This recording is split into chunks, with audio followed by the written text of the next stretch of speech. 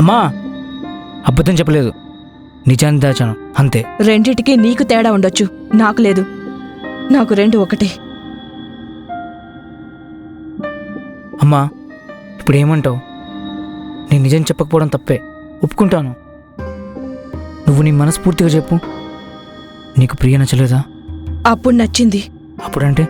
నిజం చెప్పకముందు. సరే అయితే నిజం చెప్పలేదనుకో, సరిపోయింది కదా. ఏరాలుడు ఎలా చెప్పా? అట్లకాడ కాల్చి నీ వెనకాల వాత పెడితే ఎలా ఉంటుందో తెలుసా? వద్దులే అక్క, చిన్నప్పుడు పెట్టిన వాత ఇంకా పోలేదు. అమ్మా, తను చాలా మంచి అమ్మాయి. జాబ్ చేసినంత మాత్రాన ఏమవుతుంది? నీకవ్వదేమో, నాకవుతుంది చాలా. ఇది నా కొడుకు జీవితం. చూస్తూ చూస్తూ వాడి జీవితాన్ని నేను నాశనం చేయలేను. సరే ఓకే, ఆ విషయం వదిలేయ్. ఆకలిస్తుంది, తిందాందా?